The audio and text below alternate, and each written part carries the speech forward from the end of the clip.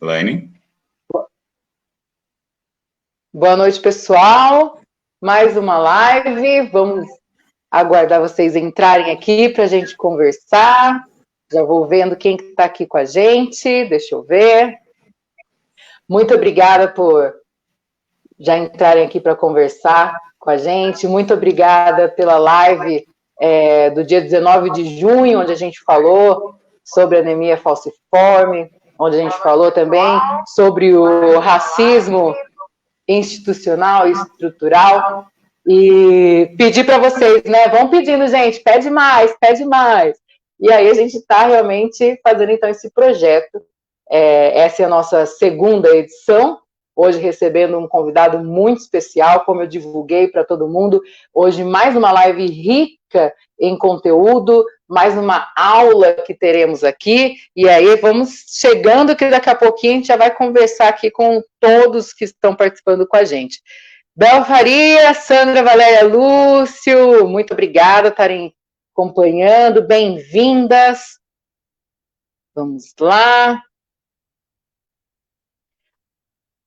A gente vai começar aqui apresentando, então, os nossos parceiros. Então, eu vou ser a mediadora de todas essas nossas conversas. Então, a Casa de Batuqueiro vai estar realizando, a gente vai escolher dias temáticos, ou a gente vai procurar fazer uma vez por mês, a gente vai daquele jeito, né, que é a nossa cultura, aquele jeito que é o nosso povo, a nossa ancestralidade. Vamos sentindo o momento e trazendo as informações aqui para vocês. Boa noite a todos, mais uma excelente live com vocês, muito obrigada, Sandra Valéria, Ângela Brolio também, seja bem-vinda. Então, para iniciar aqui, vou apresentar então o Mestre Marquinhos, que tem 32 anos de idade e 27 de capoeira, formado pelo seu pai, pelo seu mestre Walter, e está nos livros dos recordes com um salto de 2,10 metros, e vem fazendo aí várias atividades hoje, tanto na questão quanto capoeira, quanto fazendo as suas atividades, como também na produção. E hoje ele vai estar falando aqui com a gente, além de dar um oi para o pessoal aí, Mestre Marquinhos, já aproveita o espaço para falar do FENACAP, que inicia amanhã a 4ª edição. Boa noite, Mestre Marquinhos. Boa noite, pessoal. Boa noite, Elaine. É isso mesmo. O FENACAP inicia amanhã. É um projeto que a gente já está no 4º ano. Esse ano a gente não ia fazer devido à pandemia, mas graças a Deus a gente tem aí a tecnologia a nosso favor. Então, o FENACAP ele começa amanhã, dia 15, quarta-feira, que é dia que a capoeira se tornou patrimônio cultural do Brasil, né, em 2008. Na época, o atual ministro era o Gilberto Gil, e vai até o dia 3 de agosto, que é o dia do capoeirista no município.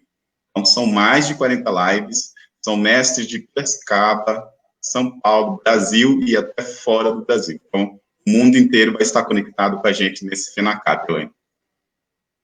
Essa é uma ação do Afropira, mandar um abraço aqui para Isabel Farias, contramestre Isabel, aqui da nossa cidade também, e um abraço também para a Érica Fernanda Lima, participando aí com a gente, toda essa questão da organização. E agora a gente vai receber aqui também, deixa eu pegar aqui, então eu gostaria de convidar Antônio Filogênio de Paula Júnior para falar um oi para a gente. Ele que é graduado em filosofia, pós-graduado em filosofia, ensino da filosofia, mestre e doutor em educação, experiência na área de educação com ênfase em história e filosofia da educação, atuando em educação e oralidade africana e afro-brasileira, educação e cultura afro-brasileira, educação antirracista, filosofia africana, afro-brasileira e latino-americana, educação descolonial e formação de professores. Esse é só uma breve apresentação de Antônio Filogênio de Paula Júnior. Boa noite, Júnior. Boa noite, gente. Boa noite, Elaine. Boa noite, Marquinho. Boa noite aí a todas as pessoas que estão participando, assistindo, colaborando com a gente na realização dessa live. É sempre uma alegria, vai ser mais uma alegria hoje poder estar aqui com o grande mestre Oswaldo Faustino, meu querido compadre Vanderlei. É isso. Falando um pouquinho, né, ouvindo, na verdade, hoje nós vamos ouvir muito, ter uma aula aqui com um pesquisador, com um jornalista que foi a fundo. Aliás, tem um livro publicado sobre, né, a Legião Negra, e é isso, vai ser uma noite de muito conhecimento, muito aprendizado. Vamos em mais uma oportunidade de conhecimento, né? Bom, rico de conteúdo hoje aqui, vai ser lindo, gente. E também agora, apresentar e receber aqui Vanderlei Bastos, conhecido também como Vande Batuqueiro, ele que atua como auxiliar de enfermagem, funcionário público aqui da Prefeitura de Piracicaba, que atua também, desenvolve diversos programas em prol à divulgação e à conscientização da anemia falciforme. Ele também é autodidata, iniciado na tradição oral do batuque de umbigada no final dos anos 70, é membro do grupo de batuque de umbigada, formado pelas cidades Piracicaba, Tietê, Capivari, atuando como organizador de eventos e batuqueiro e cantor de modas. Ele também é autor do livro Dandara, o livro infanto-juvenil, e é fundador e coordenador da Casa Batuqueiro desde 99, existe a Casa de Batuqueiro, grupo de estudo ramificados de grupo de batuque de umbigada tradicional aqui da cidade. Boa noite, seja bem-vindo, Vande. Boa noite a todos, né? Boa noite, meu compadre Júnior, Elaine, Marquinhos, né? Boa noite aí. Hoje teremos a oportunidade de ter aí um grande mestre, né? Mestre Oswaldo Faustino. Conheci o mestre pessoalmente num dos batuques aqui na cidade de Piracicaba, né, mestre? Eu não vou me lembrar o ano, mas é uma satisfação recebê-lo aqui em nossa humilde residência, né, nossa humilde casa. Hoje seremos espectadores de luxo, né? Porque realmente o mestre tem aí uma profunda bagagem no tema. E eu, sinceridade, hoje a minha participação, que será muito pouca, né? Eu prefiro mais ouvir mesmo, tá bom? E só fazer aí uma pequena observação, né? Este banner que está atrás da Elaine, né? O banner da Casa de Batuqueiro, é um desenho criado pela Raíssa Borsonello, né? Ela que fez o desenho do banner, né? Que é o símbolo da nossa casa, do nosso projeto. E ela foi tirada em cima de uma foto dançada pela Fabiana, né? A Fabiana Ferraz, né? Estava dançando batuque de umbigada junto com Douglas Miqueias. Estavam dançando num evento que foi realizado na Estação da Paulista, na Paulista Cultural. Mas é isso aí, gente. Grande prazer recebê-lo, mestre. Seja bem-vindo à nossa humilde casa, né? Vem tomar aí um chá com bolo de fubá, um café. Agora eu não posso tomar chá com açúcar, né? Tem que ser com adoçante, mas o mestre pode, então seja bem-vindo. Seja bem-vindo. Seja bem-vindo. Eu estou meio fora de foco. É isso, deixa eu mostrar aqui qual é o banner que está aqui atrás. Desenho da Raíssa Bolsonaro. E ali a Fabiana muito bom. Dançando. E para a gente iniciar mais uma noite, iniciar mais um grande encontro, vamos soltar uma moda para a gente, Vande? Oh, meu Deus!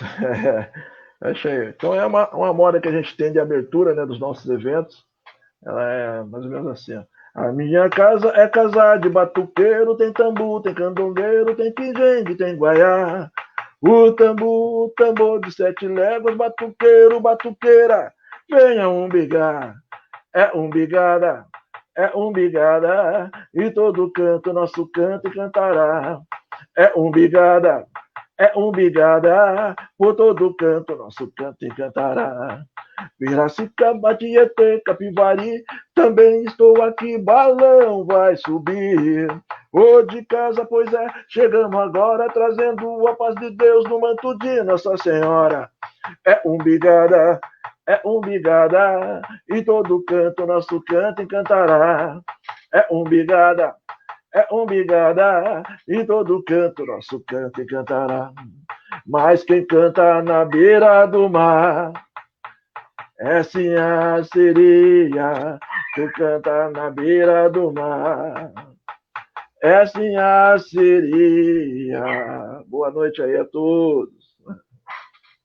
Boa noite, coisa linda, gente. Ó. Então, mais uma vez, agradecer aqui. Margarete Rosa Alves, seja bem-vinda, boa noite. Elizabeth Leite, boa noite também, seja bem-vinda. Deixa eu ver aqui. Rosimeire Freire, boa noite também, bem-vinda. Muito obrigada por estar curtindo aqui com a gente. Joserias Teutônio, papai, beijo. Muito obrigada por estar com a gente. Olá, boa noite. Deixa eu ver aqui também. O Ronaldo também, pai Ronaldo aqui com a gente, boa noite, muito obrigada por estar curtindo, acompanhando com a gente. Rodrigo Rasta também, boa noite, seja bem-vindo, Rodrigo Rasta. E também aqui o Gan Márcio Folha também vai estar participando aqui do FENACAP com a gente. Muito obrigada, salve, boa noite a todos e todas. Opa, boa noite, grande Vande, papai falando aqui também. E agora vamos então para a apresentação e convidar aqui nosso convidado ilustre e já falar um pouquinho dele, então. Então, ele que é nascido em Mairinque, no interior paulista, vive aqui em São Paulo desde a sua infância, é jornalista desde 76, atuou em rádio, TV, revista, em vários jornais também, como Folha de São Paulo, Estado de São Paulo, já trabalhou também como repórter, também trabalhou no Diário Popular, Cultura do Diário Popular, ele também é colaborador fixo da revista Raça, desde a segunda edição da revista Raça, ele participou também, atuou, ele é ator, e já vai falar também um pouco dessa questão sobre as atuações que ele já fez, que eu vou pedir para ele contar aqui para a gente, e ele já participou também, ele fez o Tio Bá, um contador de história de programa infantil que vivia num baobá, no programa Gente da Gente, do Netinho de Paula, ele fez parte também. É coautor de livros infantis, ele já fez livro também para falar com a juventude, falando do grande Luiz Gama, e tem também o livro que é a Legião Negra, que a gente vai falar bastante sobre o livro aqui, falar bastante sobre o tema. Então eu gostaria muito de estar convidando, falar então para vir aqui, o jornalista, escritor, ator, eu vi também aí sambista, então com vocês, Oswaldo Faustino. Seja bem-vindo, boa noite. Nossa, estou apaixonado por mim depois de tudo isso. Eu estou, viu? A emoção de estar com vocês essa noite é muito grande por dois motivos, né? Primeiro, porque Piracicaba é a terra da minha mãe, né? Que aí em Piracicaba era conhecido como Fiica, a Odacira, minha mãe, e minha mãe, antes de ter esse salão grandão lá embaixo, né? Não o salão lá em cima, o salão de baile, lá embaixo, aquele salão, aquilo era um quintal, e em volta do quintal havia uma série de casinhas, né? Onde moravam os fundadores. Um desses fundadores do 13, né? Do Clube 13 de Maio, era o avô da minha mãe, que criou a minha mãe. Então, esse quintal do 13 de maio era a casa dela, né? E quando nós íamos aos bailes no Clube 13 de Maio, nos intervalos da orquestra, a gente descia para ver o tambu. Hoje se fala batuque de umbigada, não sei o quê, não. Mas era o tambu, né? A gente descia para ver o tambu. Agora, vendo o Vande cantar, meu Deus do céu, segurar a lágrima foi muito difícil, tá, Vande? Eu quero agradecer demais, porque você me levou lá aos meus 14, 15 anos, né? Com tias e tios. Esse Clube 3 de Maio de Piracicaba era a família da gente, né? Dona Leleza, tio Toninho Dolorido, né? Você falou da Fabiana Ferraz, é da família. Enfim, está tudo em casa, né? Está tudo em casa. Estou muito feliz e é legal também. Essa foi a primeira emoção. A segunda emoção é poder falar da Legião Negra no dia 14 de julho. Por quê? A Revolução constitucionalista de 1932, estoura em 9 de julho, né? Mas a Legião Negra, que era um grupo de batalhões exclusivamente de voluntários negros, nasce no dia 14, quase que sendo cobrada pela imprensa, né? Ei, escuta, quando é que os negros vão aderir? E ela nasce no dia 14 de julho.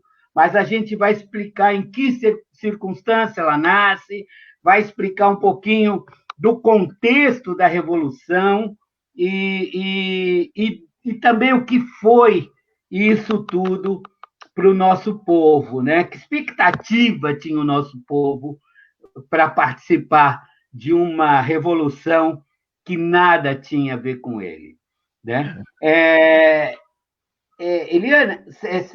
Elaine, você quer falar alguma coisa para eu começar?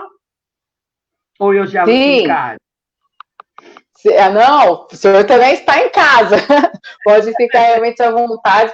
Mas, na verdade, eu estava vendo realmente sobre a história do senhor e me chamou muita atenção várias vezes, todos os encontros, assim, o senhor fala, sou jornalista por acaso, porque meu sonho realmente era ser ator.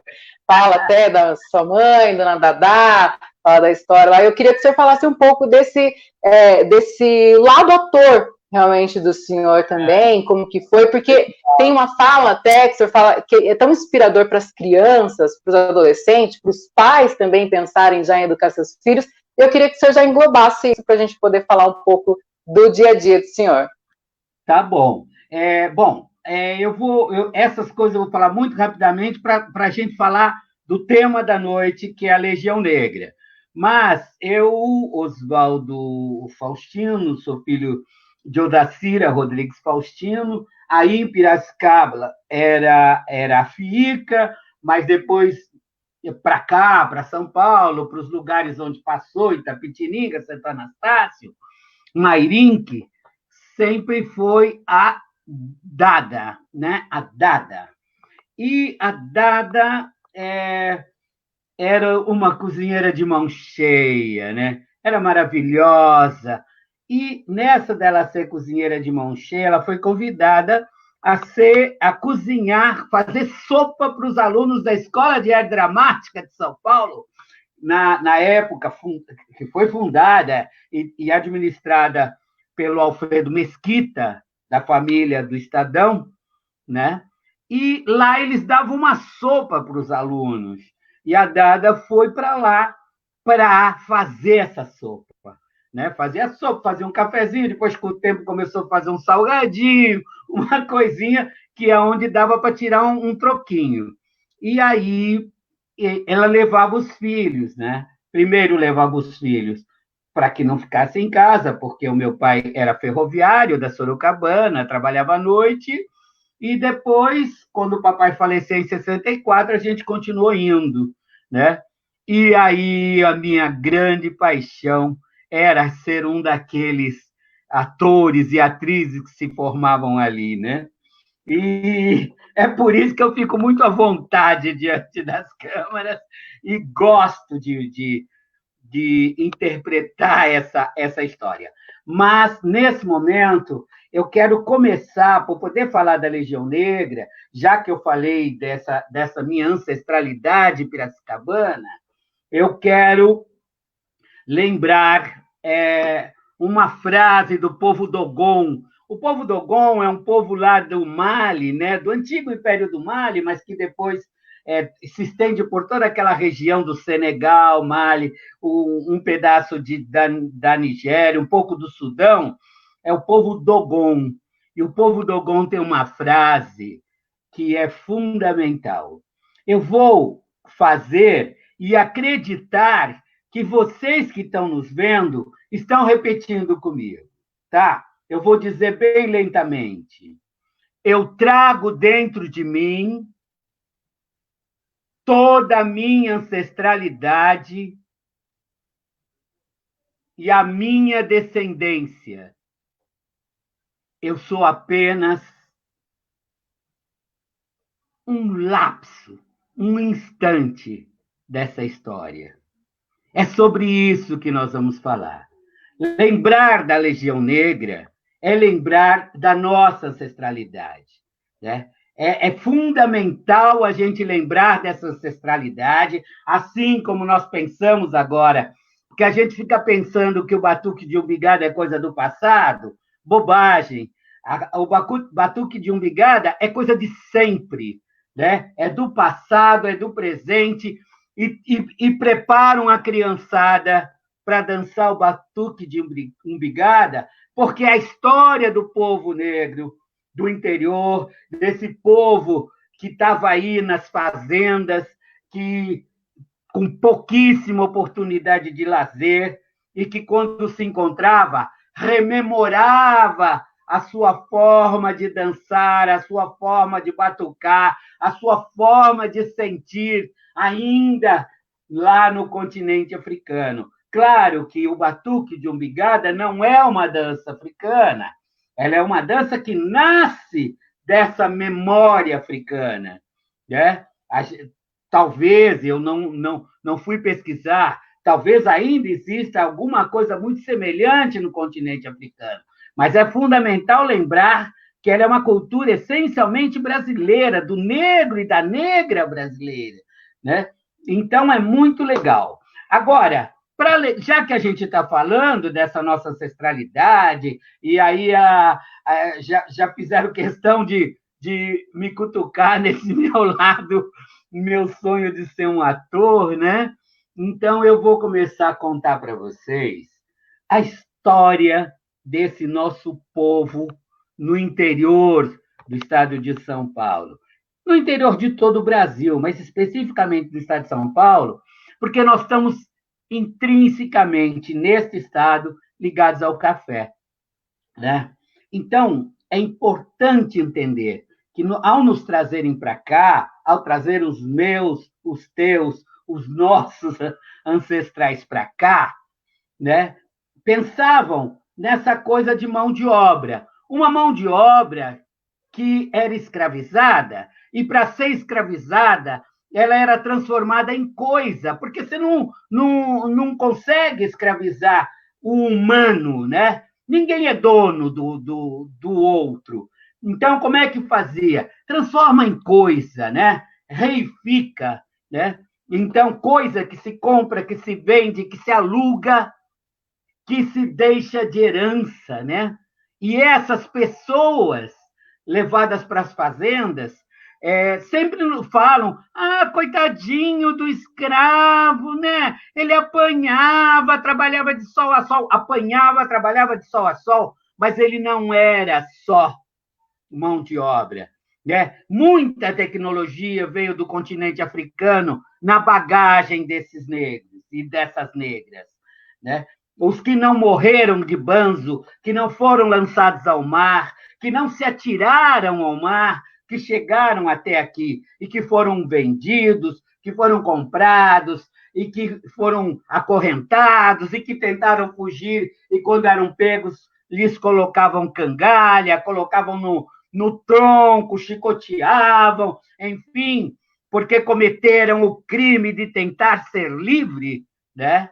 É muito importante a gente entender que essas pessoas vieram trazendo cultura, vieram trazendo tecnologia, forma de construir as suas casas, né?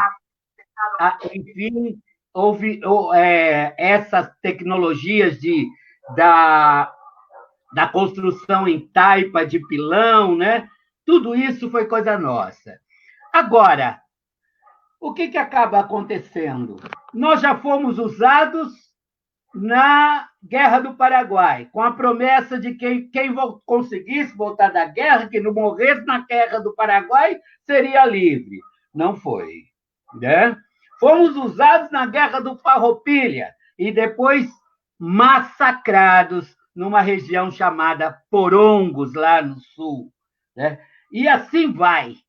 Então, não por acaso, quando chega na década de 30, quando já começa, primeiro, o tenentismo, nos anos 20, ali, aqueles caras querendo tomar o poder, essa república que é uma república golpista, né? A história da república é golpista. Mas, nessa tentativa de tomar o poder, aquela primeira república, a primeira república depois daqueles militares do inicinho, né? Do Deodoro da Fonseca, Floriano Peixoto, etc., começou uma coisa de riqueza. Só rico, né, que mandava. A riqueza era o café e o leite. Então, você tinha a política do café com leite. Quando não era paulista presidente, era mineiro presidente. E quando não era paulista nem mineiro, era algum fluminense, algum morador do Rio de Janeiro que estava compactuado com São Paulo ou com Minas. E isso começou a dar um pouco nos nervos das demais oligarquias do país e falar, escuta, até quando vão ficar esses paulistas e mineiros no poder?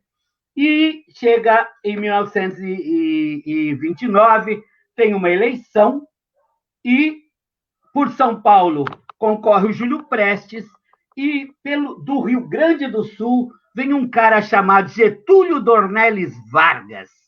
Que perde a eleição.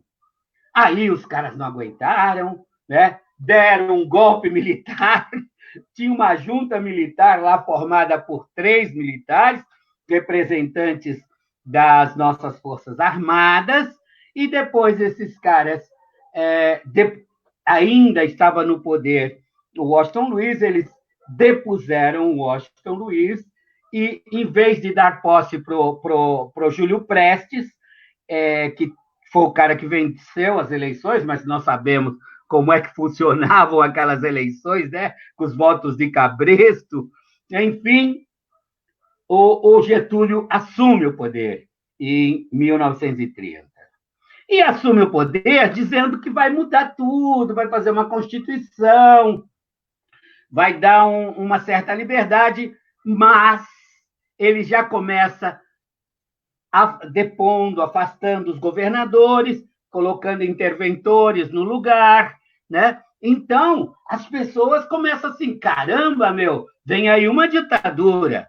Para nós que vivemos a ditadura de 64 e que estamos assustados com esses que estão por aí, imagina lá em 30 como é que os caras ficaram, né? Esse homem não vai sair do poder, né? E aí a oligarquia paulista conseguiu um acordo com outras oligarquias, os mineiros também, o pessoal do Sul, os descontentes com Vargas também iam aderir, não sei o quê, mas na hora H, todo mundo pulou do barco e São Paulo ficou com o comandante que veio do Rio Grande do Sul, que era Euclides Figueiredo, pai do João Batista Figueiredo, o último presidente da ditadura, né? Ele trouxe um negrão, que era coronel também, né? Que era o Palimércio. O coronel Palimércio era o braço direito do coronel Euclides Figueiredo. Esses caras comandaram a Revolução Constitucionalista. Por que constitucionalista? Porque esse pessoal usava como argumento a necessidade de uma nova Constituição. Há quem fale que São Paulo queria se separar, etc. Esses discursos todos haviam, né? A gente vive vendo isso. Nas últimas eleições, já se falava, últimas aí, essas mais recentes, se falava que o Nordeste, precisa separar esse Nordeste, que nós estamos arrastando o Nordeste para fora, esquecendo-se, inclusive, de que o Nordeste, hoje, traz muitas divisas graças a essas commodities que saem de lá para o exterior. Mas tudo bem. Vamos voltar, porque eu preciso falar da Legião Negra. O que é essa bendita Legião Negra? Quando São Paulo declara guerra ao Getúlio, acontece um negócio bastante estranho. As Forças Armadas à disposição do Getúlio Vargas que morava no Rio de Janeiro, que tinha todo o Exército, a Marinha, e alguma coisa se estruturando em termos de aeronáutica, que não existia ainda, mas, né, já tinha toda uma ideia da possibilidade de se ter uma aeronáutica. Essas forças somavam 120 mil homens. E São Paulo, né, esse Davi diante de Golias, olhou para cima e falou: caramba, quantos nós somos mesmo? Tinha 10 mil da segunda região militar e 12 mil da força pública, que é essa atual polícia militar. Como é que vai encarar aquela gente toda lá? Então, foi aí que se pensou em arregimentar voluntários. Então foi assim que pegou a negrada para lutar? Foi mais ou menos assim. Foi mais ou menos assim. O que se fez? Fazia-se as campanhas nas comunidades. Dessa forma, a gente teve os batalhões dos espanhóis, os batalhões dos italianos, os batalhões dos sírio-libaneses, batalhão dos padeiros, dos estudantes, dos esportistas. Aliás, tinha um negrão que não era tão escuro, mas era negro, e todo mundo sabia que ele era negro, que tinha um sobrenome alemão, Friedreich, né? Era o grande atleta daquele momento, né? E botaram o Friedreich na frente do batalhão dos esportistas para dizer: olha aí, até o Friedreich está aí, né? Por que vocês, né, não vão lutar? No meu livro A Legião Negra tem uma cena que é uma cena que eu escrevi a partir de uma história contada pela mamãe, né, pela Dada. Ela conta que as mulheres chegavam para os seus maridos, seus vizinhos, seus irmãos, e dizia: você já se alistou? Não, eu não vou me alistar. O que é isso? É? Então arrancavam a saia, ficavam já na água, né? Porque eram senhoras de família, arrancavam a saia e diziam: então veste a minha saia. Se você não serve para ser soldado, você não serve para ser mais nada. Era esse o conceito. Bom, diante desse conceito, vamos partir também de uma outra observação que é importante. Eu estou falando, mas se quiser fazer pergunta e se quiser já colocar alguns slides, é bom, né? Porque senão deixa para o velhinho tagarela falar até não aguentar mais. Mas aí, a Legião Negra. Olha, gente, olha que interessante. No dia 9 de julho, vários dos batalhões já formados, dos estudantes, etc. Volta um pouquinho só para o primeiro. Isso, aí. Né? Vários batalhões já formados e vão encarando não sei o quê, mas os negros não aderiram. Não havia... Tinha negros em vários outros batalhões também. Né? Tinha, nos padeiros tinha, em outros tinham, mas formados em batalhões exclusivamente de negros ainda não. E por que não tinha?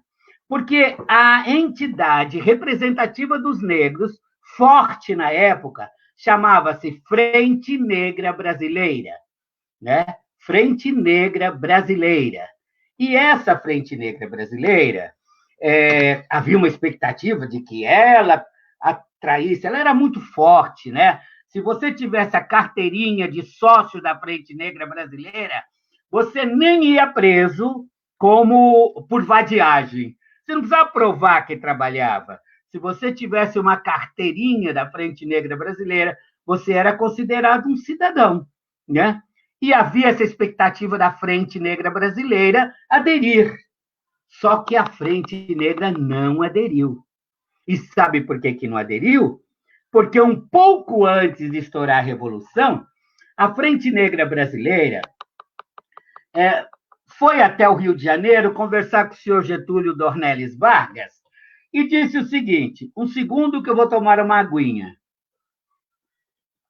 disse o seguinte: seu Getúlio, a gente veio aqui conversar com o senhor, porque, olha, tem o seu interventor está lá em São Paulo, né? E nós criamos a Frente Negra Brasileira, que é o órgão da comunidade negra. E é o seguinte, o senhor sabia, seu Getúlio, que negro pode entrar na força pública, né? Mas vai ficar no corpo de bombeiros, né? É raro um ou outro negro conseguir estar entre os militares, né? E tem uma guarda maravilhosa lá em São Paulo que se chama Guarda Civil. Eles usam um uniforme, seu Getúlio. Eles usam um uniforme que lembra Scotland Yard lá da Inglaterra. Mas não pode entrar negro lá. Está nos estatutos que não pode entrar negro. E o Getúlio disse, olha, pode voltar para São Paulo, que eu vou falar com o interventor e vamos mudar essa história aí. Pode entrar sim. E eles voltam. Logo em seguida estoura a Revolução e o pessoal, Frente Negra, arregimenta os negros aí para lutar. E a Frente Negra falou, e agora? E agora? Como é que a gente faz? Esse senhor Getúlio aí prometeu mudar a nossa vida, porque, além de tudo, a Guarda Civil ganhava uma graninha legal, né? E era chique ser da Guarda Civil. Possivelmente, ali começaria a surgir uma classe média negra, né? Uma classe média negra que só foi surgir depois, quando as ferrovias ganharam a importância que ganharam. Mas vamos passar, só para eu mostrar. Quando eu falei para vocês do café, olha, aqui é um samba que fala do café, mas nós já tivemos muito mais do que isso, tivemos o batuque do Vande, vamos em frente, né? Aqui é o poder. O café é fator de riqueza e poder. Esses senhores que estão aqui no meio, sentadinhos, todo parecendo donos do mundo, eram realmente donos do mundo, né? Eles estão aqui, suas famílias, né? Mas quem produzia o café? Os que produziam o café estão embaixo aqui, né? Como vocês vão ver, ou aqui neste quadro do Portinari, né? Vamos para o próximo? Olha onde estão os que verdadeiramente produziam o café. Outro quadro do Portinari aqui, mas olha lá, os caras lá carregando o saco, plantando, colhendo, levando para o trem, para transportar antes do trem, levando no lombo das mulas, até chegar no cais, ao lado do quadro do Portinari, aí é o cais, aonde se exportava o café, né? Tudo isso era justamente aqueles que não eram considerados a força produtiva. Aliás, nós ouvimos sempre dizer que a força produtiva é a Fiesp, né? O trabalhador não é força produtiva, mas pare o trabalhador e ver quem da Fiesp vai plantar café ou fazer a fábrica rodar, né? Vamos em frente. Vamos em frente.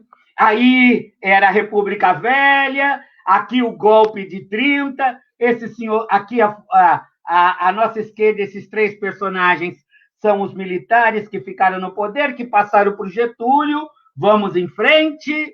São Paulo furiosa porque perdeu o poder, e esse senhor da foto pequenininha é o Júlio Prestes, que foi deportado para Portugal, né? Ganhou a eleição, mas não assumiu, foi para Portugal. Esse outro senhor, que é maiorzinho, aqui ao lado dele é o Getúlio, e São Paulo furiosa. São Paulo, a bandeira paulista e as multidões na rua. Isso é uma afronta contra o nosso Estado. Vamos em frente. E era mesmo, né? Nós não podemos dizer que não era. A próxima. Olha, e aí São Paulo em 32 não basta, e aí aquela explicação que eu dei a força 120 mil, tínhamos 22 mil, conseguiram 20 mil voluntários, deu 42 mil, mesmo assim a gente foi encarar os caras lá. Esse senhor com o bonezinho escuro é o Euclides Figueiredo, O Palimércio é o que está ao lado, ó, Palimércio Rezende, um homem negro, né, que veio do Rio Grande do Sul, mas ele não tem a ver com a Legião Negra, não. Vamos em frente, esses aí são os homens que estouraram a Revolução no dia 9 de julho. Mas no dia 14 de julho, hoje faz 88 anos, nasce a Legião Negra. Como? Se a Frente Negra não assumiu? Esses nomes em vermelho que vocês estão vendo aí, Joaquim Guaraná Santana e Vicente Ferreira, foram os grandes personagens dessa história. Ambos estavam na Frente Negra, mas saíram, não se sabe se saíram espontaneamente ou foram expulsos, ou foi uma estratégia da Frente Negra para não ofender o Getúlio. O senhor Guaraná Santana, nesta foto maior, é aquele senhor negro que está aqui de terno. Ele era o comandante civil da Legião Negra. Esse senhor branco que está ao lado dele é o capitão Gastão Goulart, o comandante militar, né? Mas como é que esse comandante militar, que nunca conviveu com negro, que não conhecia batuque de umbigada, que não conhecia nada do nosso povo, conseguia falar com os batalhões? Ele dependia deste último nome em vermelho aqui embaixo, Arlindo Ribeiro, que, por sinal, é bisavô do meu amigo Tiago Ribeiro, que muitas informações sobre ele me trouxe, né? Então, aqui a foto do comandante, e esse altão do lado dele é o Arlindo Ribeiro, que era da Força Pública, mas não era soldado, etc. Ele galgou o cargo de tenente, né? Conseguiu a patente de tenente, mas no Corpo de Bombeiros. Agora passa a próxima, que aí nós vamos ver uma foto dele, a prova de que ele era do Corpo de Bombeiros. Esses dois que estão no meio, o mais escuro é o Arlindo Ribeiro, que está aí fardado de bombeiro, e o que está ao lado dele também é um bombeiro.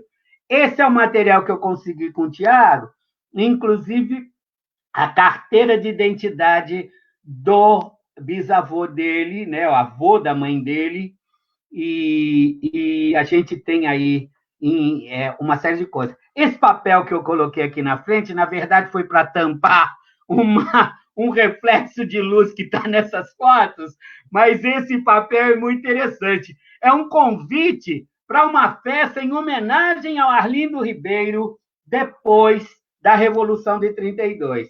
Ele está aqui no centro dessa foto, esse altão é ele, o mais alto. O próximo, por favor. Eu acho que é aquela foto que nós vamos pular. Essa você pula, pelo amor de Deus, ninguém enxergou nada. E vamos aqui. O que foi a Legião Negra? Esse Guaraná Santana saiu juntamente com Vicente Ferreira e toda umas mulheres negras maravilhosas e um pessoal estudado, etc., para fazer comícios pelo interior afora, para trazer esses menininhos que vocês estão vendo tudo aí embaixo, né, para formarem os batalhões voluntários. E esses batalhões treinavam na Chácara do Carvalho. Onde era a Chácara do Carvalho? Na Barra Funda, ali entre Campos Elíseos e Barra Funda, em São Paulo, quem conhece, né? A Chácara do Carvalho é no fim da Alameda Barão de Limeira, ainda está lá, né? Bonitona, ainda existe a Chácara do Carvalho. Minha amiga Betinha, que mora ali pertinho, fala, mas como? Então eu estava dentro do batalhão? Possivelmente, porque aqueles prédios que existem lá não existiam nessa época, e essa Chácara do Carvalho, que pertencia à família Prado, uma grande família escravocrata, por sinal, mas tinha muitos escravizados, muitos. E aí, essa chácara deles, primeiro foi da 2ª Região Militar, e depois ela ficou para a Legião Negra. Ali se treinavam quase uma semana, né? Imagina você que nunca pegou numa espingarda e alguém diz para você, você está pronto, pode ir para o front, né? Treinava ali rapidamente e mandava para o front, né? Vai para o front, né? Aqui uma família despedindo dos seus parentes legionários que iam para o interior de trem, né? Aqui vários batalhões, etc. Vamos ver a próxima, que aí eu talvez diga alguma coisa, depois nós vamos... Ah, não vai não. Volta. Lembrei. É preciso que vocês entendam isso. Eu disse que precisava atrair essa negrada. Precisava fazer com que eles formassem os batalhões, né? E o que a imprensa da época, o jornal Folha da Manhã, Folha da Noite, a Gazeta e outros jornais faziam? Falavam desses caras todos os dias. O batalhão tal foi para tal lugar, enfrentou o inimigo, fez não sei o quê, o tempo todo. E o rádio, né? Os poemas do Guilherme de Almeida, as músicas, os marciais, etc. Para quê? Para dizer que eles eram destemidos, valorosos, corajosos, incansáveis, abnegados, disciplinados. Gente, mas até outro dia esses caras eram... Porque a maioria deles era, no mínimo, filho de escravizado. Até outro dia eles eram considerados uma série de coisas ruins, agora eles eram tudo isso, né? Ou seja, venham, olha como vocês vão ser diferentemente tratados se nós formos vitoriosos nesta revolução. Pode ir no próximo, já a gente vai vir ao contrário, tá? Querido Mar, vamos lá. Bom, aí o comandante, esse Gastão Goulart, depois da Revolução, escreveu um livro, né? Aliás, deu uma entrevista, em que ele diz assim: os homens de cor são dos melhores guerreiros do nosso país. Ninguém imagina a sua valentia, a sua capacidade de resistência na trincheira. Em 1933, ele publicou um livro chamado Verdades da Revolução Paulista, e ele narra 2 episódios. Um em Mojimirim, o exército constitucionalista foi salvo pelos valentes soldados da Legião Negra. Em Cunha, o 4º Batalhão dos Caçadores também contou com a proteção de 2 companhias dessa mesma legião, né? Esse livro ele escreveu na cidade de Mendoza, porque, como ele era um dos comandantes da Revolução, e São Paulo perdeu a Revolução, ele foi exilado. E foi exilado, foi para Mendoza, né, na Argentina. Lá em Argentina, ele conseguiu comprar uma fazenda que tinha uma vinícola, e até hoje, na Argentina, existe os vinhos Goulart, né? Até hoje estão lá a família dele produzindo vinho na Argentina. Agora voltamos para o anterior, para dizer para vocês que 3 meses de revolução foi o que São Paulo aguentou. E no dia 2 de outubro, São Paulo se rendeu. E se rendeu, e no dia 3 de outubro, ou 4, aqueles valorosos, destemidos, disciplinados, viraram perigosos, malandros, suspeitos, preguiçosos. E vocês todos e todas conhecem os adjetivos que nos foram dados. Mas é importante, agora voltamos para aquele anterior, por favor, aquele slide anterior, porque este personagem é um personagem emblemático da Legião Negra, né? Maria José Barroso. Maria José Barroso era uma cozinheira. Maria José Barroso era uma cozinheira da família Penteado, em Higienópolis. E aí, ela as patroas e os patrões obrigavam seus empregados a se alistarem. Todos. Vai para a guerra porque São Paulo precisa de vocês. É importante sabermos que, mesmo nascidos em São Paulo, os legionários negros nunca foram chamados de paulista.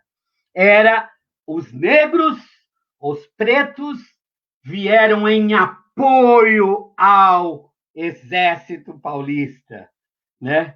Não os negros paulistas estão lutando, né? E Maria José Barroso, a cozinheira da família Penteado, ali em Higienópolis, quem diz, inclusive, isso é o Antônio Penteado Mendonça, né? Que é um advogado, entende muito de direito previdenciário e tudo mais. Ele fala com o maior orgulho: a Maria Soldado era cozinheira da minha tia, né?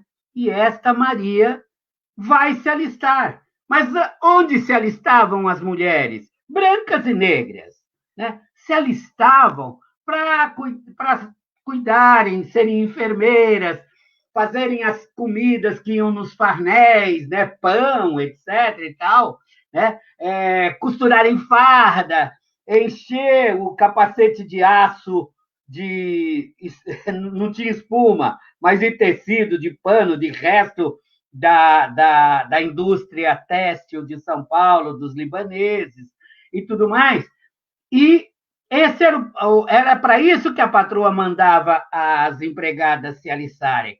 Mas a Maria José Barroso foi e se alistou no batalhão da Legião Negra e foi para o fronte. E encarou lá uma série de batalhas, e numa cidade que se chama Ligínia, quase ali na divisa do Paraná, ela foi baleada e foi hospitalizada em Sorocaba, e quando recebeu alta, ela voltou para o fronte. Isso tudo está nos jornais da época, né? Tem assim poesias exaltando a Maria Soldado, salve Maria, e etc, etc. Bom, 2 de outubro acaba a Revolução, se não no dia 3, no dia 4, Maria José Barroso está de novo de volta na cozinha da família Penteado, onde ficou até a década de 60, quando se aposentou, e se aposentou com algumas moedas no bolso, a ponto de ser obrigada a vender doce na porta do Hospital das Clínicas. Época, em 62, ela estava lá quando faleceu. Teve lá um problema qualquer e faleceu, né? A Maria José Barroso. Porém, antes de morrer, em 57, vocês estão vendo esse jornal aí, 57, ela recebe uma faixa que diz exatamente o que está nessa manchete: mulher símbolo de 32. Essa faixa eu vi porque está no Museu Maria Soldado, ao lado da foto que originou esse desenho que nós estamos vendo ao lado da folha de jornal. Então, não por acaso, pelo menos a Maria recebeu a devida homenagem, coisa que a Legião Negra nunca recebeu até este ano, né? Curiosamente, no dia 9 de julho, o MIS me convidou, juntamente com Petrônio José Domingues, que é um grande pesquisador de história afro-paulista, especialmente, né? Dos nossos personagens, da nossa história. Por favor, pega a canetinha e escreve aí, Petrônio José Domingues, né? Ele é um professor universitário lá no Sergipe, né? Aracaju, mora em Aracaju, mas passou muito tempo aqui na USP, quando produziu um farto material, inclusive sobre a Legião Negra. E é com base nesse material que eu produzi o meu livro, que é um romance, né? E eu vou dar uma parada, porque eu sei que nós temos gente tão importante aí, e eu estou falando sozinho aqui. Por favor, assumam.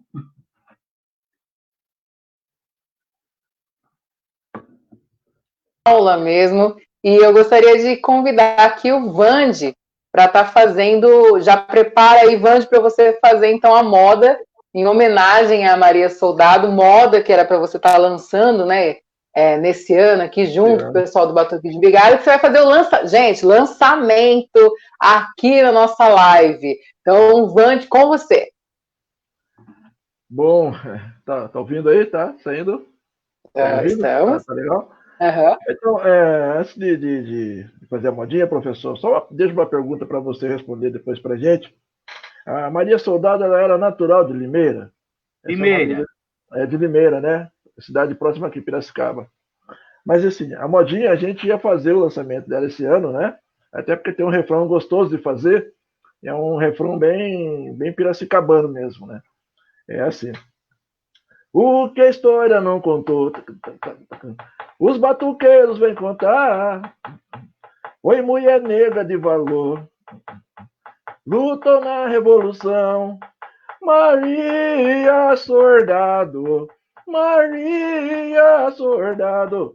Oi, Maria Soldado, Maria Soldado. Oi, lutou na Revolução. Oi, se alistou no batalhão. Oi, lutou na Revolução. Oi, se alistou no batalhão. O que a história não contou, os batuqueiros vêm contar. Mulher negra de valor, lutou na Revolução. Maria Soldado, Maria Soldado, Maria Soldado, Maria Soldado. Oi, lutou na Revolução. Você alistou no batalhão. Oi, lutou na Revolução. Você alistou no batalhão. Aí, essa modinha, professor. Tá aí nossa participaçãozinha, né? E eu li o livro também, né? E me chamou muita atenção a participação da Maria Soldado, né? E as coisas que a gente não recebeu, né? Informações que a gente não recebe no ensino oficial. Então, é por isso, hoje eu estou aqui mesmo, como eu falei no início, espectador de luxo, aproveitando ao máximo mesmo, né? Então, assim, é uma grande satisfação. E deixa o velhinho falar, pelo amor de Deus. Vamos lá.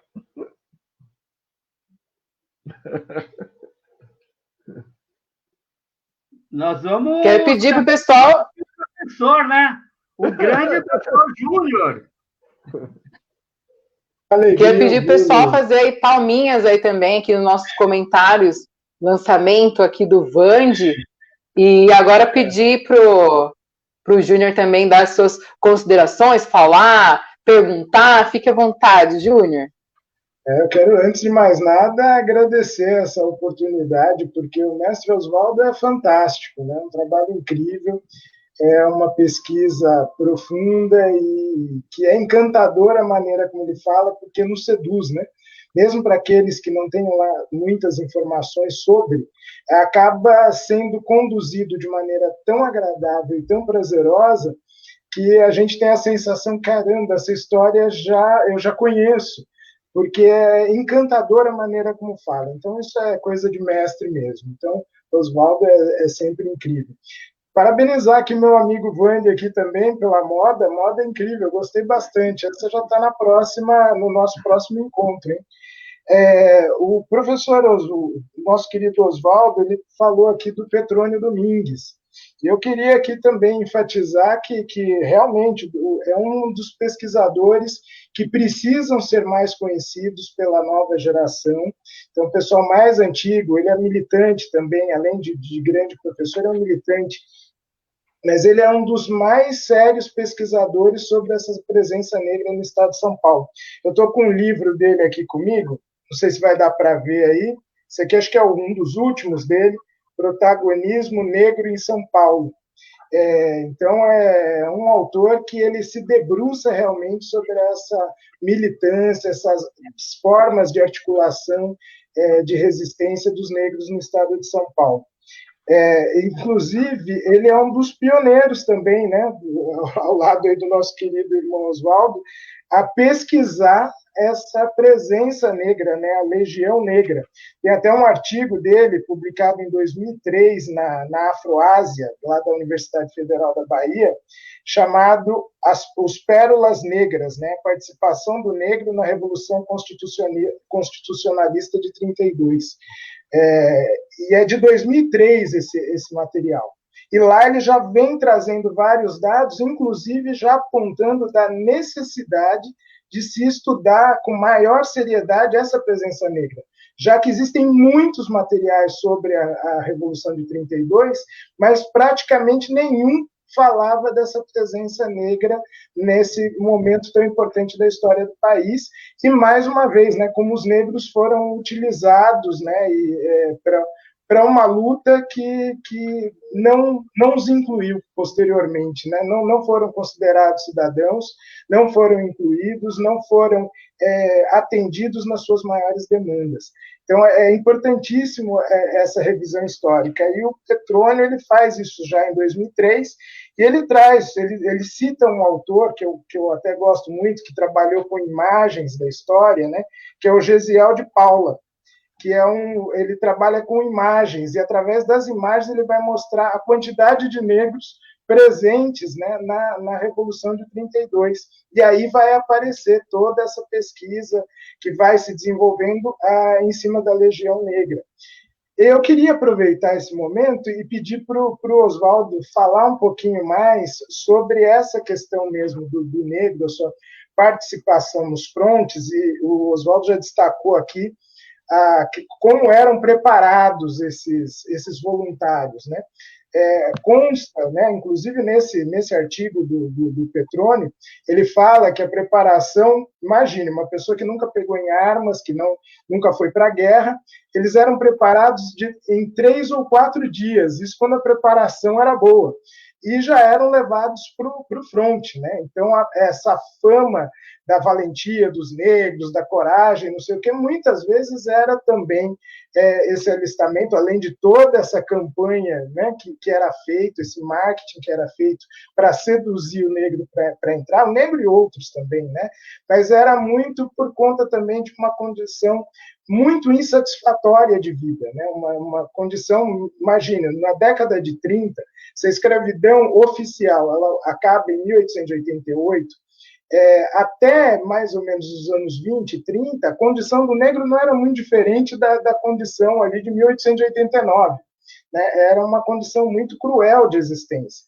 Então, quando surgiam esse tipo de movimentações, como foi a Revolução Constitucionalista, era uma possibilidade de emprego, de condições melhores de existência, aliás, não é nem melhores, eram condições de existência mesmo. Então, a promessa, ela seduzia também isso.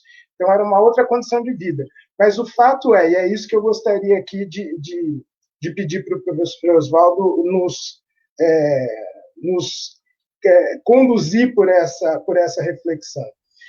Existe um termo que a gente passa até a usar aí de uma maneira banalizada, até, mas não sabe muitas vezes de onde vem, que é o termo bucha de canhão, que é exatamente quando a gente se refere a esse momento da história, a Revolução de 32, eram os negros que eram colocados na frente de outros batalhões, levados muitas vezes com equipamento pior do que o dos outros, armamento inferior e condições de proteção inferiores, para proteger e defender os filhos, né, e descendentes dos paulistas, porque os negros não são incluídos efetivamente como cidadãos paulistas.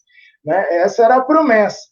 Mas, de fato, isso não vai acontecer, como bem disse, né, dia 3, 4 de outubro de 32, se revela que isso não aconteceu. Então, mas no ato mesmo dos combates, era o negro que era colocado na frente. Então, ele morria primeiro, a verdade era essa, ele era levado. Se ele suportar, a gente chega. Se ele não suportar, né? Então a coisa complica, e aí se alimentava essa imagem, o negro é mais forte, ele é melhor em combate, ele resiste mais. Na realidade, eram colocados mesmo na linha de tiro.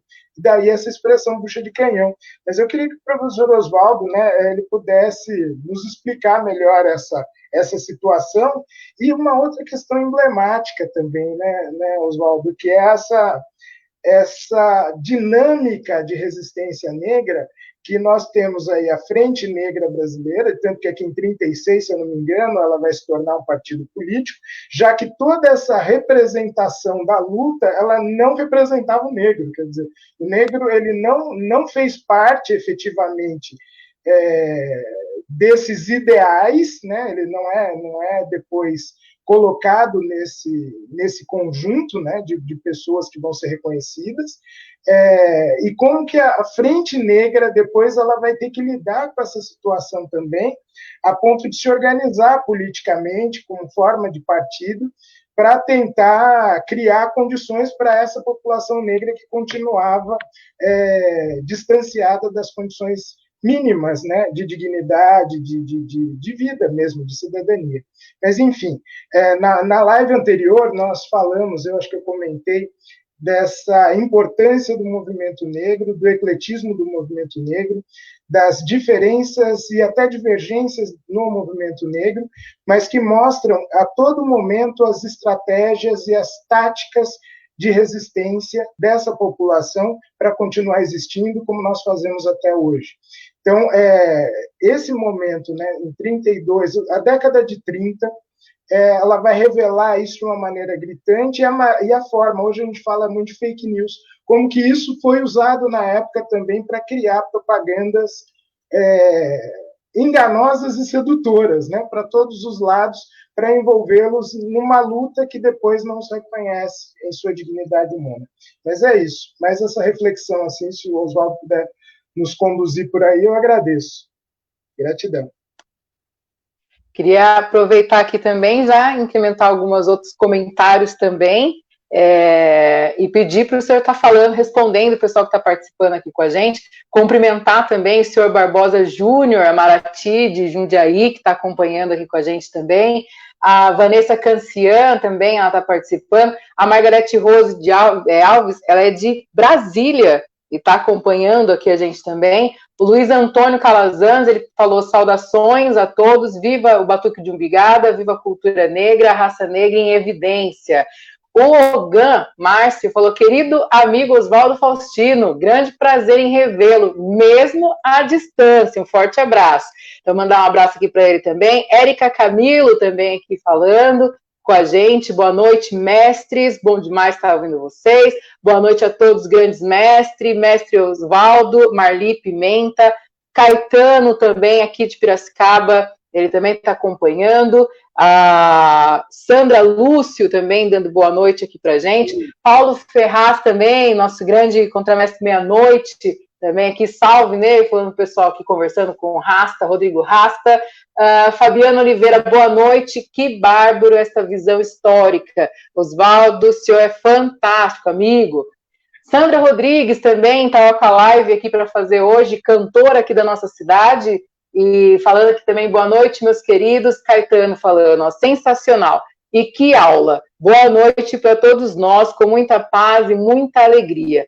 A Mayra também, falando, Mayra também, uma grande ativista, militante, mulher, falando aqui, ó, Maria, a Maria Soldado, já penso na Mayra aqui, que se ela estaria também para estar lá na frente, iria só para apoio não, estaria lá na frente também, Mayra Camargo, grande momento de aprendizagem essa live, a gente tem aqui também o mestre Walter, também acompanhando a gente, o pessoal da capoeira, bem presente, mestre Zequinha também está nos acompanhando, a Elê Bastos também, Daniel Silva, Juliana Martins, Vanessa Pontes, mestre Marquinhos, Leonel Ferraz, grande filósofo aqui também da nossa cidade. Então, eu queria que você já cumprimentasse os amigos que estão aqui acompanhando, mandando essa questão de carinho, e já respondesse o Júnior também. Muito obrigada. Então, primeiro, as pessoas perguntam por que eu fico tão à vontade quando eu faço live. Porque falar em família é como se a gente estivesse na mesa do almoço, né? Falando com os parentes. Imagina eu encontrar o Folha. Márcio Folha, eu escrevi a apresentação de um livro maravilhoso dele, né, que trata da capoeira, né, que trata dessa capoeira Angola, essa história do nosso povo e tudo mais. Um compadre, né? Olha, e esses nomes, essa lista de nomes, né, da Rosimeire, da Margarete, da Fabiana e da Sandra Lúcio. Ou seja, gente, né, eu estou numa mesa de almoço de família que, em vez de comer, eu quero contar história, em vez de encher o bucho. Agora, o querido Júnior, na verdade, essa sedução está lá atrás, na Guerra dos Guararapes, não é? Né? Não tem isso, né? Tanto o negro quanto o índio, que eram escravizados, né? Porque não tem essa história de que parou a escravidão indígena e começou a negra. Não, isso aqui foi um grande balaio. É a história do Brasil. O Brasil foi uma grande plantation, né, de uma metrópole chamada Portugal, né, que enriqueceu barbaramente. Depois, com a mineração, esse ouro foi embora. Tem muito ouro nosso na Inglaterra, tem muito ouro nosso na França. Ou seja, aqui era o celeiro de exploração, né, aqui e no continente africano, e não é à toa que os moradores nativos aqui eram chamados de pretos da terra ou negros da terra, e você vai encontrar documentos lá dos portugueses no continente africano chamando o pessoal da região de Angola de índios, ou seja, chamar de índio e chamar de preto ou de negro era a forma que eles encontravam para nos, primeiro, acabar com as nossas etnias, com as nossas diferenças e transformar tudo, né, numa pasteurização, né? Negros são para ser explorados, pretos são para ser explorados, seja na América, seja no Caribe, seja no continente africano. Bom, agora, como é que é essa história da bucha de canhão? Eu queria pedir, Marquinho, é possível botar eu acho que o último ou penúltimo slide, porque tem um texto interessante. Vamos lá? Vamos ver qual que é. Aí já vimos aqui. Aqui, olha, escudos. Aqui, volta. Escudos humanos. O nosso Júnior, né, nosso doutor Antônio, com esse nome pomposo, né? Ele já adiantou essa questão. Olha aí, escudos humanos. Em seu livro, Capacetes de Aço, Cenas da Luta do Exército de Leste no Vale do Paraíba, Francisco Afonso de Carvalho denuncia que os negros eram usados como escudos humanos. Os batalhões dos bacharéis só iam a combate com a proteção da Legião Negra. Assim preservava-se a vida dos filhos das famílias da elite branca. Diz essa obra, escrita lá naquela época. Não é o mimimi que eles nos acusam quando nós apontamos isso, né? Eu nem conheço o senhor Francisco Afonso de Carvalho, não sei nem dizer se ele é um homem negro. Mas, segundo ele, o mesmo ocorreu com os rapazes abastados do batalhão 14 de julho, que passaram a combater, aí o resto do tempo... voltou. Passaram a participar do esquema de ataque com o auxílio desses legionários negros. Então, nós fomos usados nos Guararapes para expulsar os holandeses, nós fomos usados, como eu disse, na Guerra do Paraguai, nós fomos usados... Né? É preciso, um parênteses aqui, leiam a história da Revolução Farroupilha, né? Bento Gonçalves e outros personagens famosos, e vocês vão ouvir uma expressão muito comum na comunidade negra gaúcha, né? Lembre-se ou não se esqueça do Porongos, né? Eram os lanceiros negros, estavam lá participando da Revolução Farroupilha, né? Quando chega a notícia, olha, aconteceu o armistício, acabou a Revolução, né? Vamos, então, depor armas, tiraram as armas de todos, e logo em seguida o exército comandado pelo senhor Duque de Caxias, guardem esse nome, invadiu o local onde eles estavam e foram todos dizimados, né? Essas histórias não são mimimi, essas histórias são histórias documentadas. É preciso que nós nos lembremos disso. Então, aproveitar a nossa condição principalmente que no pós-abolição só as mulheres tinham emprego, né? Poucos homens, e é claro, não podemos esquecer que nos anos 800, né, que é os anos de 1800, no século XIX, nós tivemos literatos negros importantes, né? Tem um trabalho maravilhoso, Escritos de Liberdade, anotem aí, Ana Flávia Magalhães Pinto, que conta essa história gloriosa dos nossos intelectuais, dessa rede de abolicionistas negros, né? Onde estava Luiz Gama, Patrocínio, onde estava Rebouças, né? Os irmãos Rebouças, a gente fala muito do André Rebouças, que era amiguinho do imperador, mas é importante lembrar que os irmãos Rebouças, os três, né?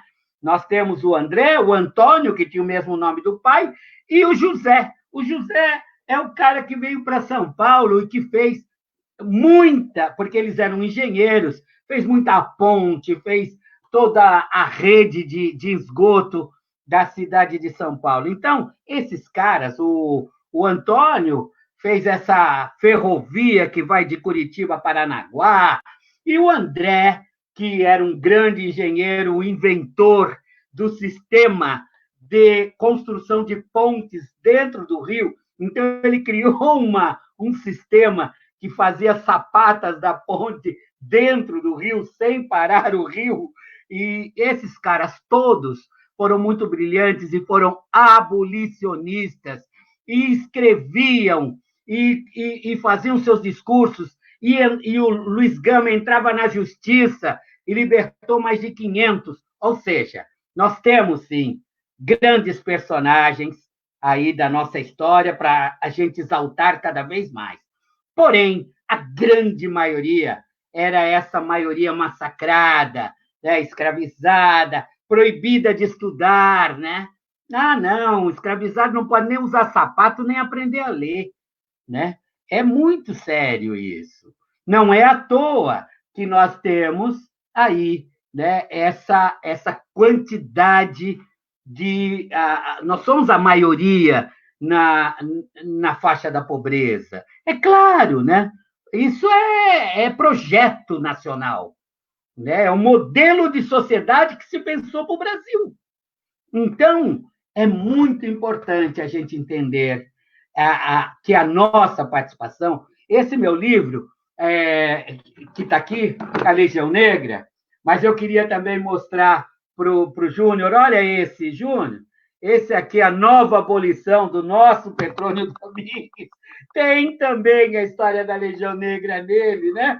E tem outro livro aqui, Experiências de Emancipação, que o Petrônio participa junto com ninguém menos que Flávio Gomes, o meu grande ídolo pesquisador do período da escravidão. Mas ninguém supera Ana Flávia Magalhães Pinto, essa historiadora fantástica que mostra a existência dessa rede. Mas voltando para a Legião Negra. Então, esses batalhões, as pessoas sim, se alistavam para ter, sim, um soldo. É importante entender que havia uma informação de que, ao se alistar, a sua família estará protegida, né? Sua família está protegida. Na época não tinha a expressão cesta básica, mas tinha lá uma assistência médica, enfim, e foram criadas as chamadas Casa do Soldado, que não atendia só o soldado, né? Um soldado ferido, um soldado que precisava consertar sua farda que rasgou, um soldado que precisava matar a fome, porque, infelizmente, todo o seu batalhão foi dizimado e ele está sozinho, perdido. Ele procura a casa do soldado. Isso pelo interior todo de São Paulo, havia a casa do soldado. Então, é muito importante que as famílias também eram atendidas.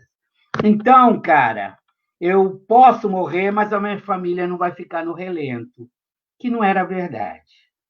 O próprio Petrônio mostra que, durante a Revolução Constitucionalista, negros e negras que moravam no Largo do Piques, que é a atual Praça da Bandeira, ali em São Paulo, e a Ladeira da Memória, eram despejados dos porões onde viviam, né? O pai ou o irmão mais velho estão lá na frente de combate e a mãe, a mulher, a irmãzinha, enfim, né? Estavam sendo despejados no mesmo período. Então, essa é a história dessa sociedade. Então, que bom que nós temos estudiosos como Petrônio, como essas pessoas que eu já citei, e também como o Júnior, que está aí, né? Um filósofo pensando, né? Pensando essa nossa história e mostrando que não é chorando que nós vamos mostrar o nosso valor. É sim estudando, é ocupando espaço, é indo para a academia e passando essas informações para frente. É essa a nossa história. Então, meus parentes que aí estão me vendo e loucos para a gente poder em breve se abraçar, porque estamos cada um na sua casa, mas eu tenho certeza, acabou a pandemia, uma das primeiras coisas que farei é ir a Piracicaba para dançar no Batuque de Umbigada, que eu continuo chamando de tambu, né? Tambu, na verdade, é o nome do tambor maior, né? Que é feito numa casca de árvore, né? É o mais grosso, né? É o tambu. Mas, na verdade, a gente sempre aprendeu. Vamos dançar tambu, né? E agora é o Batuque de Umbigada. Irei, muito em breve, matar a saudade dessas pessoas e dançar um pouquinho desse batuque, porque o meu avô, né? Se o avô da minha mãe era um dos fundadores do Clube 13 de Maio, que no começo chamava-se Antônio Bento, o clube, depois, em 43, virou o Clube 13 de Maio, o meu avô era um batuqueiro famoso ali do Pau Queimado e que chegava aí nesse 13 e arrebentava, né? Chiquinho do Barulho, né? Chiquinho do Barulho não era fácil. Eu acho que a gente já está encerrando, não está não, gente? Já estamos, chegamos agora no momento das considerações finais, mas o senhor falando até de Batuque de Umbigada, tambu, eu gostaria de estar chamando o Júnior, o Vande também novamente, para estar falando também, né, o Júnior tem um artigo muito bacana, né, que está falando da caiumba também, se puder falar, Júnior, nesse sentido, aproveitar esse momento que a gente entrou nessa questão do Batuque de Umbigada, Vande também puder falar do trabalho que a gente tem feito também. Passamos agora, esse ano, né, éramos para levar o tambu, o Batuque de Umbigada, para 5 cidades aqui do estado de São Paulo, através do PROAC. Então, primeiro Júnior, depois Vande, para estar falando sobre esse assunto, e aí na próxima a gente já vem para as considerações finais. Gente, é isso. Estamos diante de um griot, né, um grande sábio, um mestre encantador, E eu só tenho a agradecer mais uma vez essa oportunidade de poder estar aqui com Oswaldo Faustino. E, aliás, com a apresentação dele logo no início da live, eu fico aqui me perguntando também se nós não temos parentes, porque quando você disse o apelido de sua mãe aqui, eu lembro que a minha mãe contava que ela tinha uma prima que tinha esse apelido. Agora já estou começando a ficar curioso também por saber se não é uma tia, né, mais distante, uma tia de minha mãe, que foi a senhora sua mãe. Enfim, eu achei muito importante as reflexões que foram levantadas hoje. Gostei muito dessa ênfase que foi dada, né, sobre o batuque, né, como tambu. Quando eu comecei no batuque, era comum se falar tambu, nos anos 80. Ninguém falava batuque de umbigado, se falava tambu. E os mais antigos ainda falavam em caiumba, né? Então, tanto caiumba quanto tambu remete diretamente a esse olhar, essa perspectiva interna, né, subjetiva, do próprio negro olhando para as suas manifestações. E não algo que vem do olhar externo, né? Que muitas vezes foi descrito pelo folclorista, que sempre tinha uma perspectiva no qual existe esse elemento, né, de desvalorização ou de menor reconhecimento dessa contribuição negra, dos saberes negros, das epistemologias africanas, de matriz africana, afrodiaspóricas, que foram constituídas aqui. E a caiumba nesse conjunto, né? Então, hoje, quando nós recuperamos essas narrativas a partir dos seus sujeitos, muitas coisas vão sendo reveladas, muitas coisas que ficavam encobertas, elas vão sendo demonstradas de uma maneira tão rica e tão bela. Então, quando o Oswaldo trata com tanto carinho e dá ênfase a essa palavra forte, né, que é o tambu, ele revela tudo isso também. Né, e o quanto que é importante a gente retomar esses termos que são muito mais ligados a essa matriz africana que nos encanta e que nos permite estarmos aqui em luta, estarmos aqui, agora em luta, também organizando sempre o nosso sentido de vida, de existência, e fazendo nessa reverência e essa referência à nossa ancestralidade. Então, gratidão por suas palavras, gratidão pela sua gentileza, gratidão pela sua enorme contribuição para essa nossa mesa de comunhão. Você é um militante histórico que nos inspira, você é um intelectual potente, vigoroso, que é uma referência para mim, para muitos outros, para continuar fazendo o que a gente faz e aprimorar isso que a gente se propõe a fazer. Gratidão.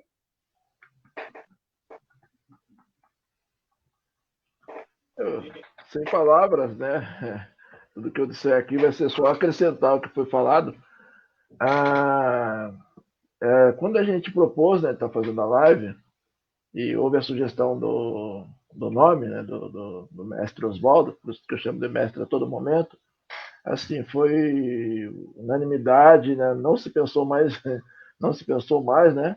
Tamanha a importância e a coincidência da data também, né? Quando a gente começou a falar a questão de 2 meses atrás, a gente estava coincidindo que está chegando a data da Revolução, né?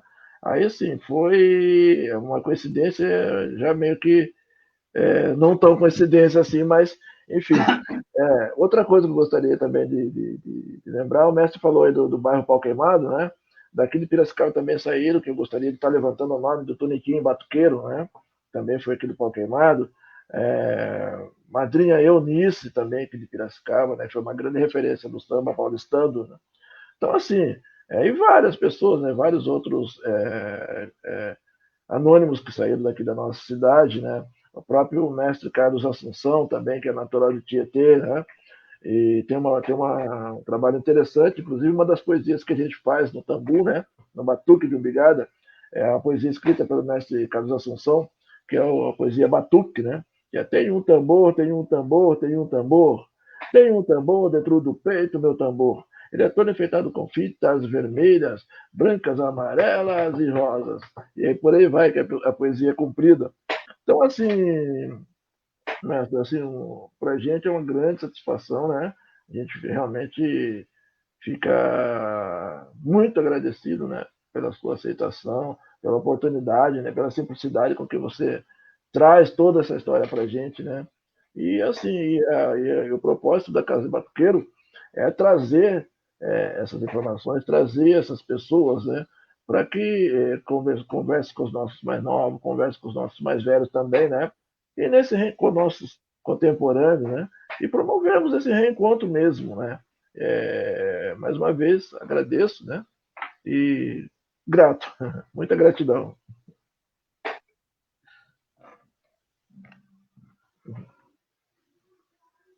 Volta para mim aqui. Olá, aproveitar aqui então o momento já para as considerações finais aqui, mandar um abraço mais uma vez para a Mayra, que ela falou assim, Vande, grande momento de aprendizagem, aí depois ela fala aqui para a gente, ó, quero um pigar com essa moda, viu, Vande? Falando já da moda, a Fabiana Oliveira também aqui, quando eu falei, bate palma, gente, para a moda, o pessoal batendo palma, Daniela Almeida também, William Soares falando da obra de Petrônio Domingues, é sensacional, depois ele acrescenta, está sendo uma aula maravilhosa, Daniela Almeida fala gratidão, mestres, Robert Campos também, salve mestres, Rosimeire, aula fantástica, Ogan, Márcio respondendo, agora eu chamo também mestre, Oswaldo Falcino também, grande honra, Marcinha, Larissa Marcinha, dança afro aqui na nossa cidade, coisa linda também, está aqui acompanhando, salve mestre, Ubuntu falando aqui pra gente. Então, nessas considerações, Vande, eu vou pedir para você preparar mais uma moda para a gente finalizar, e aí a gente termina com você fazendo a moda, pode ser? Aí eu gostaria de, antes da gente finalizar, agradecer ao mestre Marquinhos, que está fazendo toda a condução, a questão técnica aqui com a gente. Queria pedir para que ele voltasse também para reforçar o convite para o FENACAP, que inicia amanhã, e aí a gente passa para as considerações, então, do mestre Oswaldo Falcino, e Vande vem fazendo aí para a gente, então, a moda para a gente encerrar. Ok? Muito obrigada, gente. Que delícia compartilhar com vocês, fazer parte deste momento. Gratidão por eu poder estar com vocês, viu? Mestre Marquinhos? Ok, Elaine. Eu estou aqui muito emocionado, né? Sorrindo aqui à toa com todo esse conteúdo que a gente teve hoje aqui. Realmente são histórias que eu não sabia, né? Eu pouco estudei sobre, e agora aqui teve mesmo uma aula. Eu acho que tem muito mais para ser lido, muito mais para, né, se envolver, basta a gente agora se aprofundar. Enfim, como a Elaine disse, amanhã começa o Festival FENACAP, né, que é o Festival Nacional de Capoeira de Piracicaba. A gente está no 4º ano, né, e graças a Deus a gente tem aí a internet, né, a tecnologia a nosso favor, e possibilitou a gente, né, a gente não pode fazer o evento pessoalmente, né, não vai ter as rodas que a gente, né, tanto gosta da capoeira, ouvir o berimbau ali, ouvir os mestres falando pertinho, podendo abraçar, tocar e jogar, mas a gente vai ter aí, né, um enriquecimento teórico, onde a gente vai fazer lives com professores, mestres, pessoas que contribuem com a capoeira, né, o Júnior vai fazer essa abertura com a gente amanhã, né, vamos falar bastante sobre a questão da capoeira, as suas tradições e tudo mais, né, e aí a gente segue aí até dia 3 de agosto, a data ela foi cuidadosamente escolhida, né, porque dia 15 de julho é o dia que a capoeira se tornou patrimônio cultural brasileiro, em 2008, né, pelo atual ministro Gilberto Gil. Eu gosto bastante de enfatizar isso, que foi um momento, né, que tinha aí um ministro negro, né, bem reconhecido pela militância, e conseguiu essa conquista para a gente, né. E dia 3 de agosto é o dia do capoeirista aqui no município, né, é um dia que a gente discute políticas públicas dos capoeiras aqui em Piracicaba, e esse festival, ele é exatamente esse intuito, né.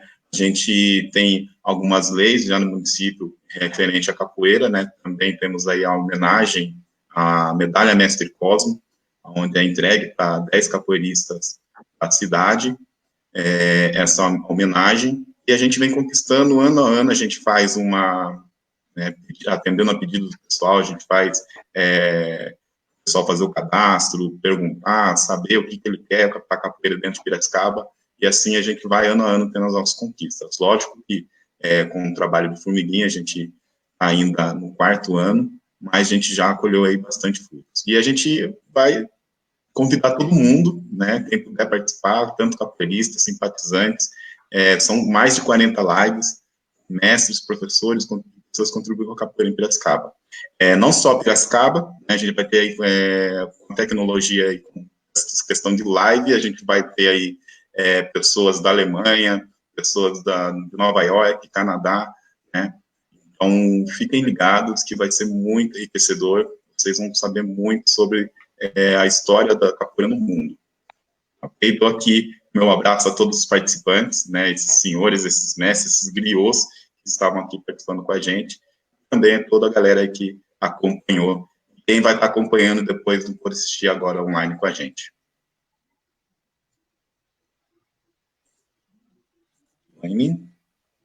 Mestre Oswaldo Faustino, considerações finais e gratidão. Bom, gente, emoção é a palavra do momento. Desde o convite que o Wander me fez lá atrás, e ele queria que fosse no 9 de julho, e aí me veio a lembrança de que 14 é o aniversário da Legião, então vamos fazer, e ele não poupou esforço, e aí com o pessoal da Casa de Batuque Produções, conseguiu fazer essa maravilha, e eu me senti muito acolhido. Quero só lembrar, esse é o livro A Legião Negra, ele traz muita história, mas ele é essencialmente um livro um romance, né? É um romance, saboroso. Eu gosto sempre de lembrar, um dia eu abri o meu Facebook e tinha uma foto assim, olhei aquela foto, parecia 2 páginas do meu livro. E aí está escrito lá, Oswaldo Faustino, você é o culpado de eu ter perdido o meu ponto para descer do ônibus e ter ido parar no ponto final. Eu adorei, eu falei, que autor não quer ser culpado de uma coisa dessa? Né? É um livro que nasceu para ser um roteiro, um argumento de filme, mas que não acabou indo todos originais, em vez de ir para o cinema, acabou entrando numa editora, a editora Sumos, né? Na verdade, a editora Selo Negro, que pertence ao grupo Sumos, né? E está esse livro aqui, né? Com o maior carinho, já tem 10 anos, e é sempre novidade. É isso que eu acho incrível, né? Quer dizer, depois de 10 anos, antes dele, o Petrônio já tinha lançado a nova abolição, já tinha lançado aquele famoso artigo que o Júnior falou, né? Que é os Pérolas Negras, né? Lembrando-se que pérola é uma doença da ostra, né? E, no entanto, acabou.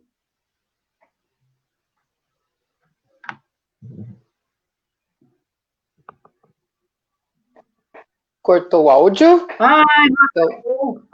Voltou? Deu um acidente, voltei. Desculpem, eu só quero. Eu falo demais, como vocês viram. Da próxima vez, me cortem mais, por favor. Muito obrigado. Que Piracicaba continue sendo essa cidade maravilhosa em que a negritude pulula, né? É uma coisa impressionante. Muito, muito, muito grato do resto da vida. Felicidade a todos. E vamos ouvir esse tambor.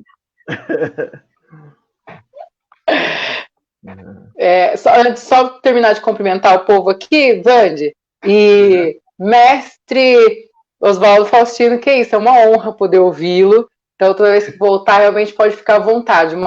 aula deliciosa mesmo, viu? Então aqui a Daniela Almeida, que riqueza, Nana Narci também tá falando que tá amando, meu pai, José Elias Teotônio, nossa, muito obrigado, muito bom, a Marcinha também falando, amei, gratidão, a Mayra falando, salve, mestre Júnior, mestres, Barbosa Júnior, senhor Barbosa Júnior, parabéns, precisamos contar nossa história, Sandra Valéria Lúcio, parabéns, grata, contramestre Paulo Ferraz, meia-noite, gratidão sempre, mestre, suas aula maravilhosa, ele também vai participar do FENACAP, Vanessa Cancian também, lindo encontro, salve todos os mestres, a Érica Camila, obrigado por passar todos os conhecimentos, Marli Pimenta, gratidão, mestres, aula história da nossa história, Luciana, que aula maravilhosa, aguardo o contato para as próximas, com certeza, Luciana Miguel, a gente vai estar convidando também, viu? Mestre Walter, aula fantástica, e aí muito obrigada, mestres, pelas aulas, muito obrigada a todos vocês que acompanharam, então logo mais a gente vai estar fazendo a divulgação também pelas redes sociais, mais uma vez obrigada. Júnior já fez suas considerações finais? Eu fiquei perdida agora, Júnior. Posso agradecer aqui, eu só quero agradecer geral, de novo. Eu agradeci o nosso querido mestre, o nosso griot, mas queria agradecer todas as pessoas que participaram, que assistiram e que deram tantas declarações de carinho, de afeto, de acolhimento. Quero agradecer o Marquinho por essa parceria encantadora, quero agradecer você, Elaine, por essa brilhante apresentação e condução, e meu querido compadre Vanderlei, por essa oportunidade que o Casa de Batuqueiro, né, desde os anos 90, nos proporciona. E, mais uma vez, o nosso grande mestre, Oswaldo Faustino, pela generosidade, gentileza, enfim, todo esse bem que ele nos traz e que nos faz ter essa energia, né, o inguso, como diz as etnias do grupo Banto, né, esse inguso, essa energia que nos mobiliza para a vida, para a ação. Gratidão a todos e todas. Boa noite. Com você, Vande. Oh, que honra. Saudando, então, aí, eu gostaria de trazer uma moda do falecido mestre Dado, né? Faleceu recentemente. E também lembrar que a memória do mestre Herculano, outro mestre que a gente perdeu recentemente, né? E aos mestres, né, e mestras que passaram por essa existência, né, e deixaram esse vasto legado para a gente, né, por onde eu tenho a honra, né, a honra de estar militando, que é o Batuque do Bigada, né, tambu, como eu também aprendi a chamar na infância, né, e a caiumba, que eu ouvia também, né. Mestre Dado cantava assim: o rio de Piracicaba vai jogar água pra fora. Aí quando eu passo na ponte, me dá vontade de chorar. Aí quando eu passo na ponte, me dá vontade de chorar. Ver o nosso rio se acabando, vai ver o nosso rio se acabar. O rio de Piracicaba vai jogar água pra fora. O rio de Piracicaba vai jogar água pra fora. Vai tá na hora, vai tá na hora, vai tá na hora do balão subir. Vai tá na hora, vai tá na hora, vai tá na hora do balão subir.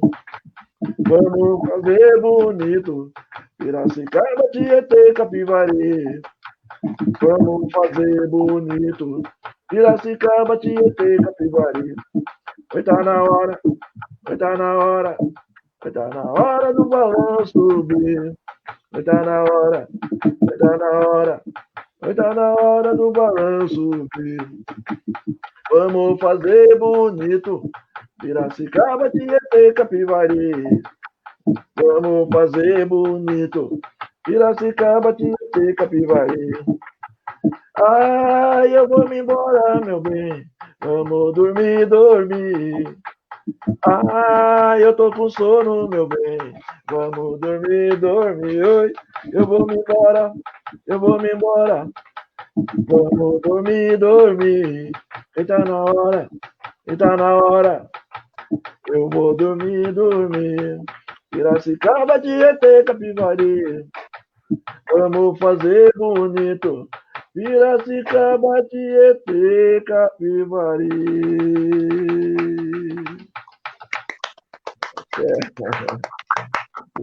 Axé. Até mais, compartilhem, pessoal. Vamos levar esse conhecimento a mais e mais pessoas. Muito obrigada. Até mais. Até mais, gente. Tchau, gente. Até mais. Tudo de bom para todo mundo aí. Vamos ver, agora a briga para sair daqui. Vamos ver como faz. Tchau.